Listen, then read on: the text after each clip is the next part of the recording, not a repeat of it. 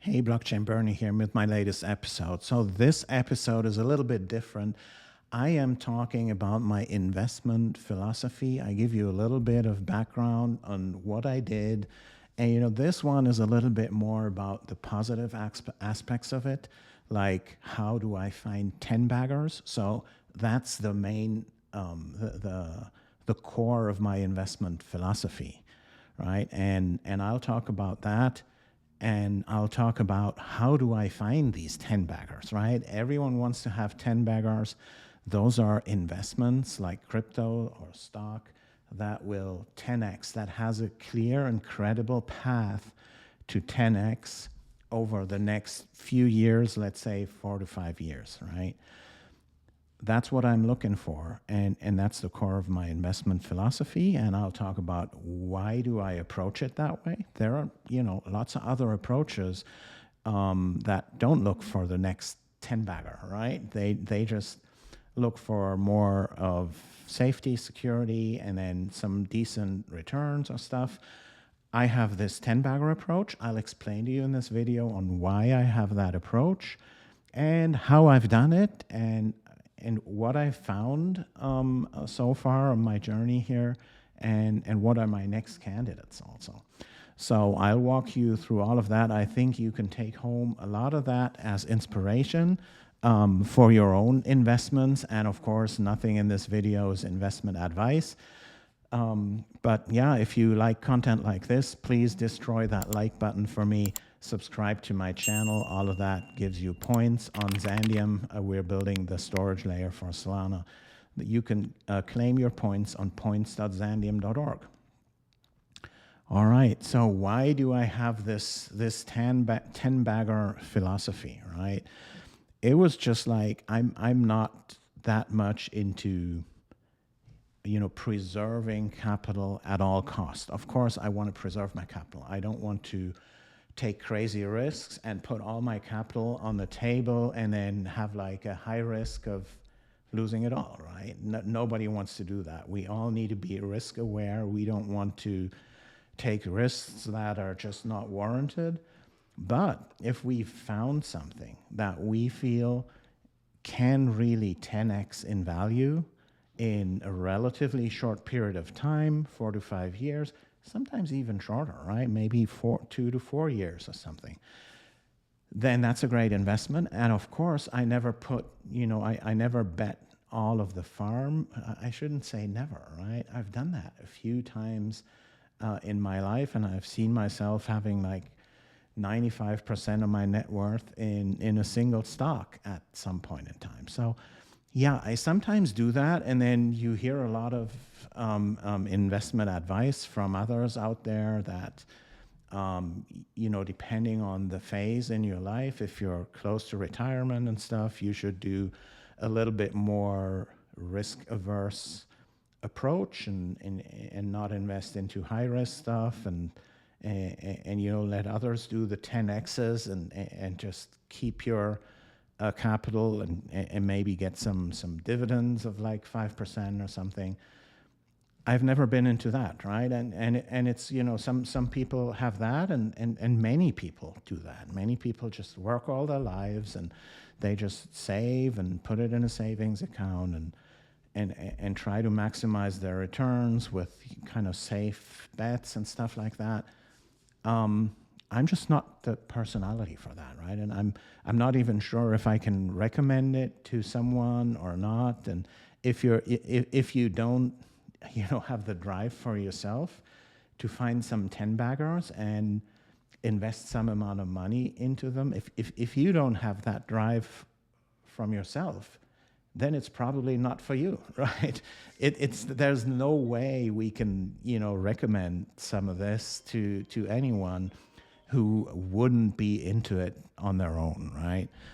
But for me, that's just the way I tick, and I've done that many times, right? And it could be with stocks, and it could also be with cryptos. And the key thing here is conviction, right? You need to build a strong conviction that this thing that you found will actually excel, right? And sometimes you also need to be able to change your mind, right? The least thing you should do is fall in love with an investment, fall in love with a stock, or with a cryptocurrency, and defend it no matter what, right? So that shouldn't happen, right? You should always be open to see, well, have things changed? Has the world changed? Is there a new pandemic that might put this stock under pressure, or whatever the case might be, right? And also, if it becomes too big of a share of your total net worth, as I once had with my Tesla holdings a few years back, they were like 95% of my net worth. So I divested a little bit of it and tried to diversify a little bit. And by the way, that diversification really went wrong with almost all of them, right? There were a few good picks there. But probably I would have just been better off had I held on to all of my Tesla stock there, right? So Tesla is one of the 10 baggers that I found. Before that, it was Apple stock, and so yeah, in recent history, and I bought my Apple stock in 2008, and then Tesla in like 2018, 2019. And then Sol, right? And all of these have more than 10x, right?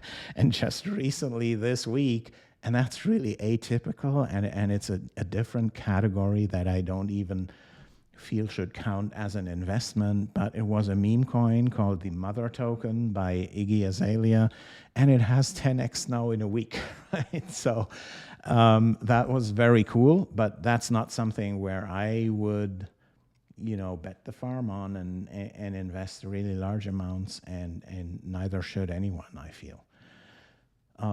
Yeah, but with things like Apple, with things like Tesla stock back in the day, 2018, 2019, nobody believed in Elon in 2019. After that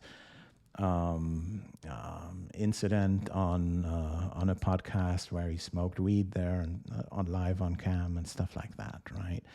That was the time the stock went south, and that was the time I bought like crazy, right? And they are still up like over 10x, 12x or so since that day. So even though they halved kind of this year or something, compared to my cost basis, which was mostly from, and I did a dollar cost averaging there, right? I didn't buy all my Tesla stock in one day. I did it over the course of a few months, and I, bought more, and that turned out to be a great investment, and I'm still holding on to a lot of that, and I feel probably these days we're at another of these days, as we had in 2019, where sentiment is rock bottom towards Tesla, and there are so many great things that they have been working on over the past few years that are just starting to bear fruit, and it's likely a great investment at this point in time. For me, I already have that many. I'll just hold on to them, but I wouldn't sell any at this point in time, right? Same would be for Apple. For Apple, I have them, bought them in 2008. They are like 16, 17x or something. They almost pay me in dividends now every year what I paid back in the day when I bought them in 2008. So that's another investment that I hold on to, right? And I did all my research into many of these companies, and I look into their price earnings ratios, their projected growth rates, their risk structure, their management, and listen to a lot of videos, and just build my case here to have that conviction. And I do that with a lot of different stocks, and I always keep screening them. Just recently, I found NVIDIA, so I'm late in the game with NVIDIA, right? I also felt like I was late in the game 2008 with Apple, right? And I always felt like I'm late in the game with Amazon or with German software company SAP, but they kept rising and rising over decades and decades. And I recently decided for myself it's not too late for me for NVIDIA, right? And I bought a lot of them at like 750 or so, right? They're at 1150 now, and it's only like 2-3 months ago or so. And the split is now around the corner next week, and if you look at their PE ratios and look at their growth in comparison, I don't know why people buy so many other AI stocks that have way higher PE ratios and have way higher risk, and and are just at the beginning. I don't know. I mean, NVIDIA seems the obvious choice in the AI field out there. Google is going to benefit from AI a lot.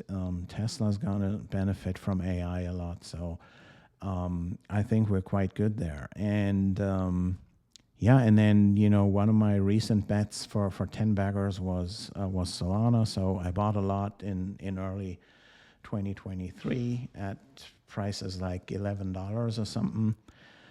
So that's my philosophy, right? And it turned out quite well. And I've also lost a lot, and there were a lot of other cases where I messed up, and that's part of my next video. So make sure to watch the following video as well. And if you like content like this, again, give me that like button, subscribe to my channel. Thanks for watching, and catch you guys later. Peace.